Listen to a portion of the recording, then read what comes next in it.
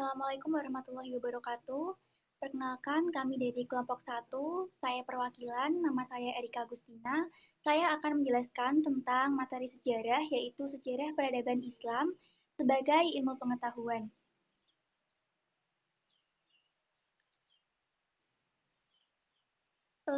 Pengertian sejarah peradaban Islam itu ada 3 pengertian atau pendapat, yaitu dari Sartono Karditjo, Ibnu Khaldun, dan Hobson.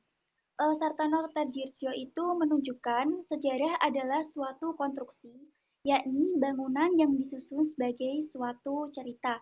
Konstruksi sendiri itu menceritakan apakah sejarah yang masih berkaitan disusun, dipahami, dihayati, dan dicerna.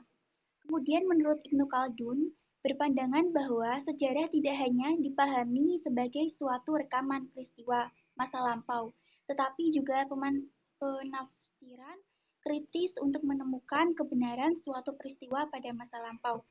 Kemudian menurut Hodgson, mengidentifikasikan peradaban sebagai sebuah pengelompokan yang relatif luas dan kebudayaan yang saling berkaitan dengan yang telah terbagi dalam tradisi-tradisi kumulatif dalam bentuk kebudayaan.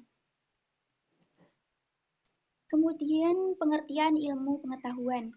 Ilmu pengetahuan adalah penggabungan dua kata yang bermakna pengetahuan ilmiah.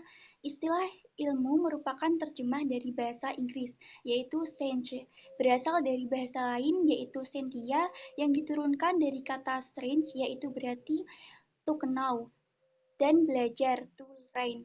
Maka ilmu dapat berarti usaha untuk mengetahui atau mempelajari suatu yang bersifat empiris dan melalui suatu cara tertentu. Kemudian sejarah peradaban Islam sebagai ilmu pengetahuan. Yang pertama itu sejarah peradaban Islam sangat penting sebagai ilmu pengetahuan untuk menjadi referensi dan berkaca pada kejayaan dan kemajuan umat Islam terdahulu. Yang kedua itu pengetahuan harus memiliki dua sisi penting, yaitu material dan spiritual. Yang peradaban seperti dua sisi mata uang yang tidak terpisahkan. Jika ada satu peradaban yang hanya menonjol dan dalam satu sisi saja, maka dia tak layak disebut sebagai usaha peradaban yang sempurna. Kemudian ada sejarah peradaban Islam memiliki berperan sebagai ilmu pengetahuan, itu ada 6. Yang pertama itu sejarah sebagai objek yang jelas, yang kedua disusun secara otomatis, sistematis, yang ketiga menggunakan metode observasi, yang keempat menggunakan rasionalitas, yang kelima kebenaran bersifat objektif, dan yang keenam memiliki tujuan. Maksud dari objek sebagai objek yang jelas itu dia tuh sejarah peradaban Islam membahas kejadian-kejadian atau peristiwa yang terjadi di dalam dunia Islam di masa lampau.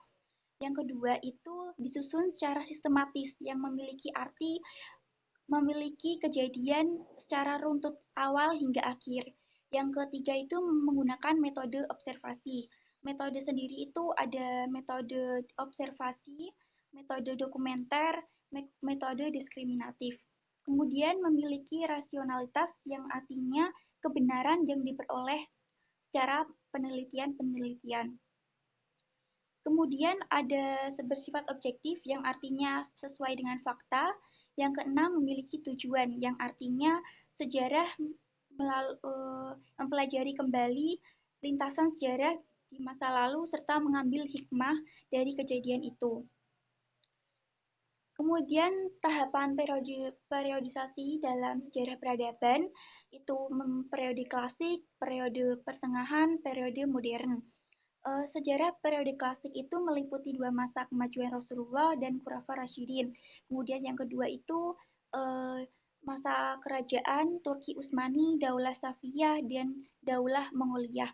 Kemudian periode modern itu pada periode ini umat Islam banyak belajar dari Barat dalam rangka mengembalikan balance of power.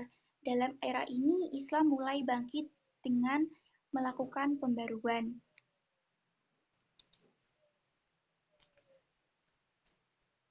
Kemudian ada beberapa ilmuwan, yang pertama yaitu Ibnu Sina atau Ibnu Ali bin Ibnu Sina, dia mempelajari filsafat, kedokteran, dan astronomi.